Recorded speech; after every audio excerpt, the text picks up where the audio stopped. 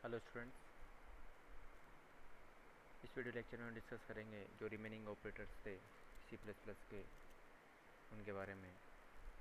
इससे पहले ऑपरेटर्स के दो पार्ट आए हैं, पार्ट वन पार्ट टू। उन दोनों पार्ट्स में हमने डिस्कस किए हैं logical operators, relational operators, assignment operators and bitwise operators.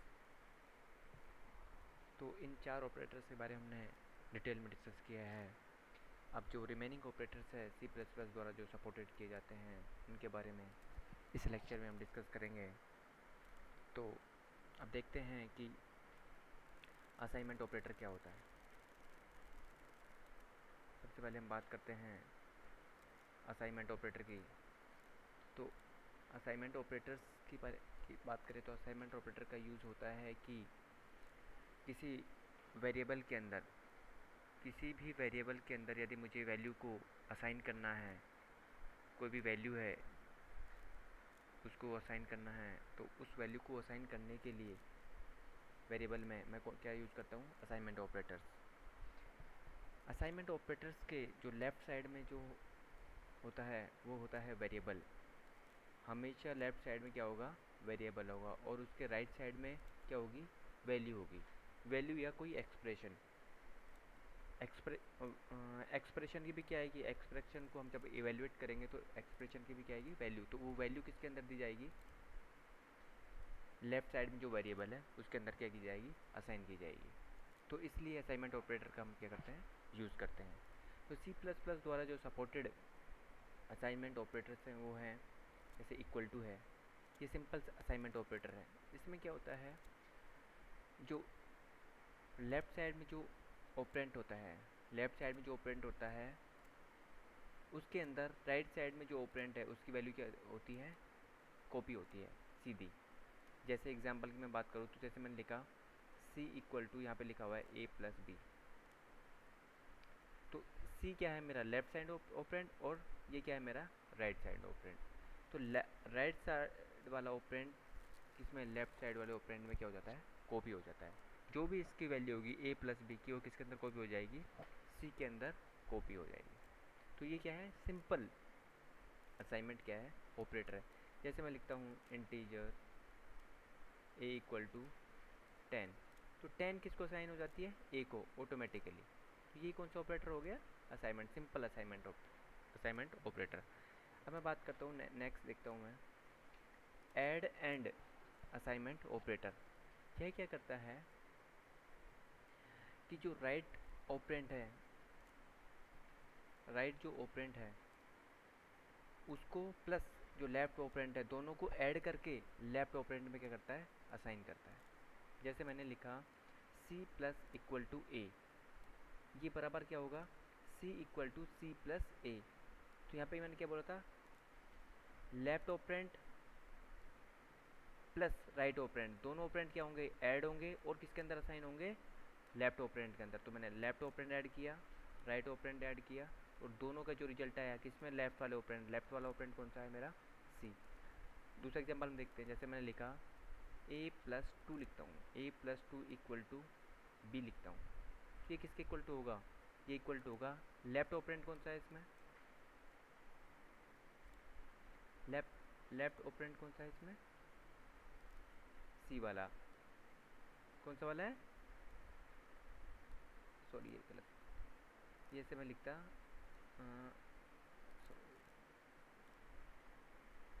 C plus equal to two. यदि मुझे ऐसे लिखना तो लेफ्ट ऑपरेंट कौन सा है, सी, राइट ऑपरेंट कौन सा है, टू। तो लेफ्ट और राइट दोनों ऐड होंगे, तो लेफ्ट राइट में पहले ऐड करता हूँ, सी प्लस टू, दोनों ऐड हो गए। अभी किसके अंदर रिजल्ट, किसके अंदर जाएगा, रिजल्ट जाएगा लेफ्ट ऑपरेंट के अंदर। लेफ्ट ऑपरेंट कौन सा है, सी। तो ये इसके क्या होगा, इक्वल टू होगा। ठीक है। ऐसे ही माइनस और इक्वल टू, ये क्या है, सब्ट्रैक्ट एंड असाइनमेंट ऑपरेटर है। ये क्या होगा, जो subtract right operand from left operand and then assign the result to the left operand.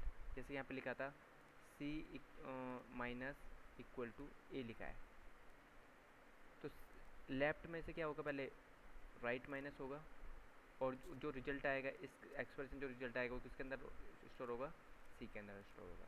तो इस तरह से हम इसको क्या करते हैं, ये शॉर्टकट तरीका है इस टाइप के एक्सप्रेशन को लिखने का। इसमें लिखता हूँ a माइनस इक्वल टू, मैंने लिखा 5। तो इसमें क्या होगा, a माइनस 5 और इसका जो रिजल्ट आएगा इसके अंदर स्टोर होगा a के अंदर। तो इस तरह से इसे क्या बोलते हैं, ऑपरेटर को क्या करता हूँ मैं, इवेल्युएट करता हूँ। सेम मल्टीप्लाई इक्वल टू वाला असाइनमेंट ऑपरेटर है। इसमें क्या होगा, लेफ़्ट और राइट जो ऑपरेंट है दोनों क्या होंगे, मल्टीप्लाई होंगे, और जो मल्टीप्लिकेशन का जो रिजल्ट आएगा वो राइट साइड में, सॉरी जो लेफ्ट साइड में ऑपरेंट है उसके अंदर क्या हो जाएगा, असाइन हो जाएगा। जैसे यहाँ पे सी मल्टीप्लाई इक्वल टू ए, तो सी और ए दोनों क्या होंगे, मल्टीप्लाई होंगे, और जो रिजल्ट आएगा किसको असाइन हो जाएगा, सी वाले वेरिएबल को, जो कि क्या है, लेफ्ट साइड का। ऐसे ही divide equal to C divide होगा ए से, और जो रिजल्ट आएगा किसके अंदर चला जाएगा, सी के अंदर। ठीक है,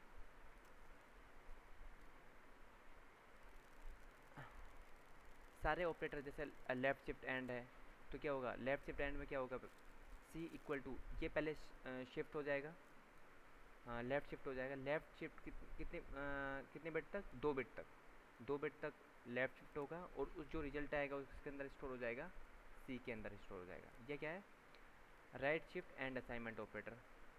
इस वाले में क्या होगा, 2 बिट से क्या राइट शिफ्ट होगा, और जो रिजल्ट आएगा किसके अंदर स्टोर होगा, सी के अंदर। ऐसे ही बिटवाइज एंड है, बिटवाइज एक्सक्लूसिव और है, और बिटवाइज इंक्लूसिव और।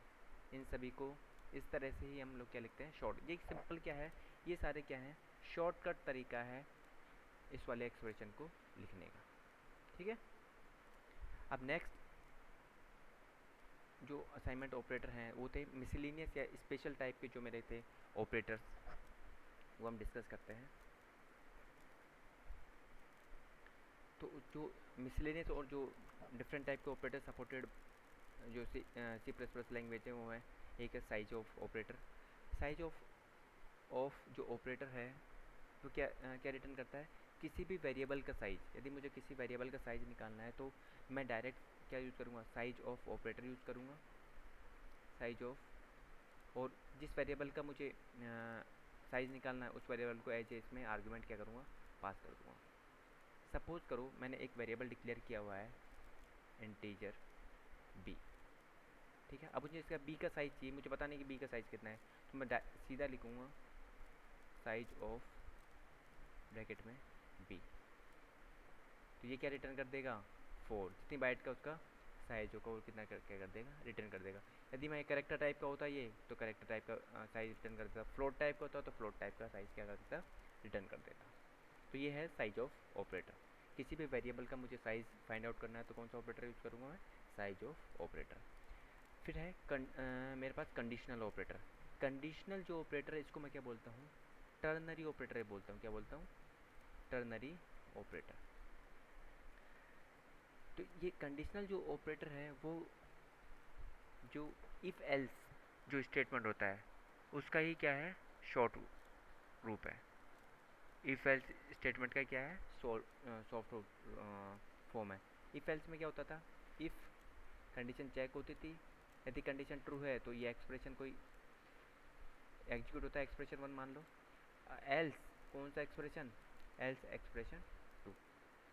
इस तरह से क्या करता था, कंडीशनल हो क्या बोलते, इफ एल्स काम करता था। सेम कंडीशन, यदि मुझे कंडीशनल ऑपरेटर के थ्रू, कंडीशनल ऑपरेटर कौन सा होता है, क्वेश्चन मार्क और कोलन, इसमें भी वही चलता है सेम। पहले क्या होती है, यहाँ पे लिखता हूँ मैं क्या, कंडीशन, कंडीशन मेरी क्या हो गई, चेक हो गई। यदि कंडीशन चेक हुई उसके बाद क्या आएगा, या तो एक्सप्रेशन 1 आएगा या एक्सप्रेशन 2 आएगा। इस तरह से मैं इसको क्या करता हूँ, शॉर्ट फॉर्म में लिखता हूँ कंडीशनल ऑपरेटर को। यदि कंडीशन ट्रू है तो एक्सप्रेशन 1 आ जाएगा, कंडीशन फॉल्स है तो एक्सप्रेशन 2 आ जाएगा। तो यहाँ पे क्या आएगा, यदि कंडीशन ट्रू है तो क्या रिटर्न कर देगा, एक्स पे जो लिखा हुआ है वो। यदि कंडीशन फॉल्स है तो वाई पे जो लिखा है वो रिटर्न कर देगा, सिंपल। नेक्स्ट है मेरे पास कोमा ऑपरेटर। कोमा ऑपरेटर को 2 तरह से यूज करता हूँ। एक तो क्या बोलते हैं, as as a separator, as a separator और एक एज अ वैल्यू असाइनमेंट या वैल्यू सेपरेटर। एक तो सेपरेटर का यूज़ कैसे है, जैसे मैं जैसे फंक्शंस के अंदर मैं कोई भी आर्गुमेंट पास करता हूँ, जैसे मैंने लिखा कोई फंक्शन मेरे पास f, उसके अंदर मैं आर्गुमेंट पास करता हूँ जैसे x कोमा y। तो यहाँ पे कोमा क्या यूज़ कर रहा है, एज अ सेपरेटर यूज हो रहा है, एज अ सेपरेटर यूज हो रहा है। लेकिन इसी कोमा को यदि मैं कोई एक्सप्रेशन के अंदर यूज़ करता हूँ, किसी असाइनमेंट एक्सप्रेशन के अंदर यूज़ करता हूँ, तो वो क्या करता है, जो उसके लास्ट एक्सप्रेशन की जो वैल्यू है, जो लास्ट एक्सप्रेशन की वैल्यू है, वो राइट जो लेफ्ट साइड में जो वेरिएबल है उसको असाइन कर देता है। फॉर एग्जांपल यदि मैं लिखता हूँ इंटीजर a इक्वल टू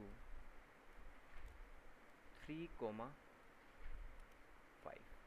3,5, यदि मैं ऐसे लिखता हूँ तो अब a के अंदर क्या वैल्यू स्टोर होगी, a के अंदर दो वैल्यू हैं 3,5। तो कोमा ऑपरेटर क्या बताता है कि जो सबसे लास्ट में जो वैल्यू है वो वाली वैल्यू असाइन किसको हो जाए, उसके लेफ्ट वाले ऑपरेंड। तो लास्ट वाली वैल्यू कौन सी है मेरी 5, तो 5 किसको असाइन हो जाएगी मेरी सीधी a को। तो यह है कोमा ऑपरेटर का यूज है। ठीक है,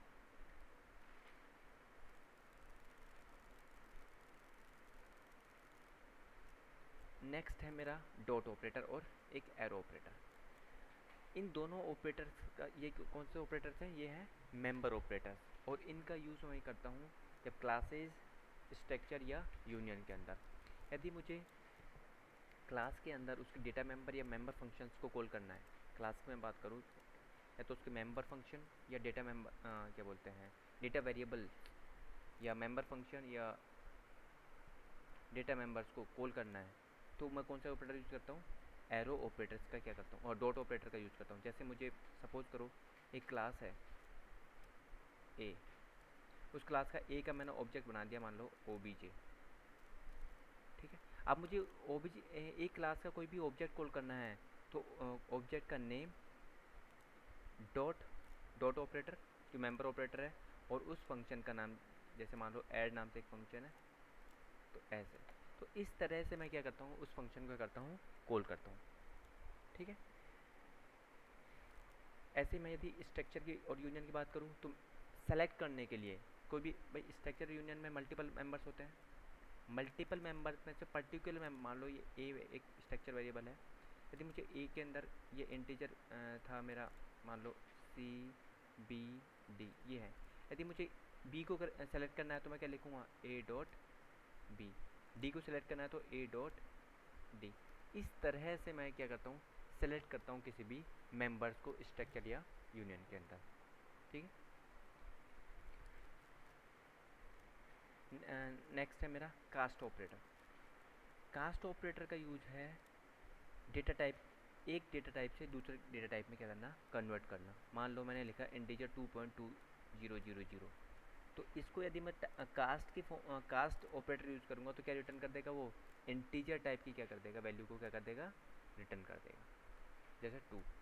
तो ये था कास्ट। कास्ट का सिंपल हमको क्या याद रखना है कि एक डेटा टाइप से दूसरे डेटा टाइप में मुझे यदि चेंज करना में कन्वर्ट करना है तो मैं कौन सा ऑपरेटर यूज़ करूँगा, कास्टिंग ऑपरेटर।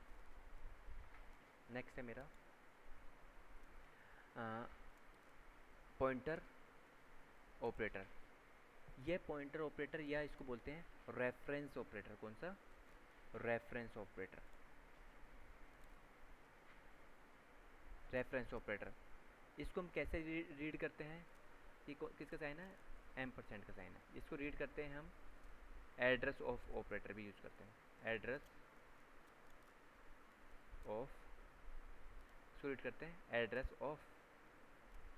यह क्या रिटर्न करता है, किसी भी वेरिएबल का क्या रिटर्न करता है, एड्रेस को रिटर्न करता है। कोई भी वेरिएबल का एड्रेस, मान लो मैंने एक वेरिएबल डिक्लेयर किया इंटीजर a इक्वल टू 10, इस तरह से मेमोरी एलोकेट हुई 10, मेरी मेमोरी एलोकेट 10 के लिए मेमोरी एलोकेट, वेरिएबल a के लिए मेमोरी एलोकेट हुई, जैसे मेमोरी हो गई 2000। यदि मुझे a का एड्रेस चाहिए, a का एड्रेस, तो मैं क्या लिखूँगा, एड्रेस ऑफ ऑपरेटर और a, ये क्या रिटर्न करेगा, 2000। इस तरह से मैं इसको क्या यूज़ करता हूँ, as a reference operator use करता हूँ।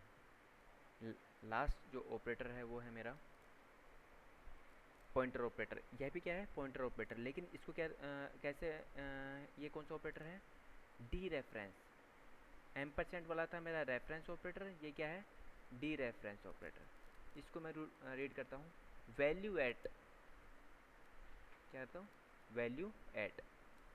यदि मुझे किसी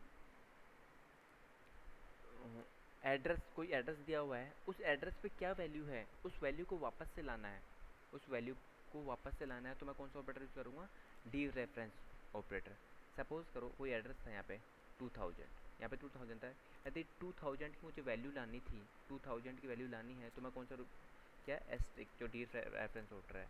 तो कैसे कैसे रीड करते हैं इसको, 2000 पे वैल्यू, 2000 पे वैल्यू कितनी है, 10, तो ये क्या रिटर्न करेगा, 10 रिटर्न करेगा।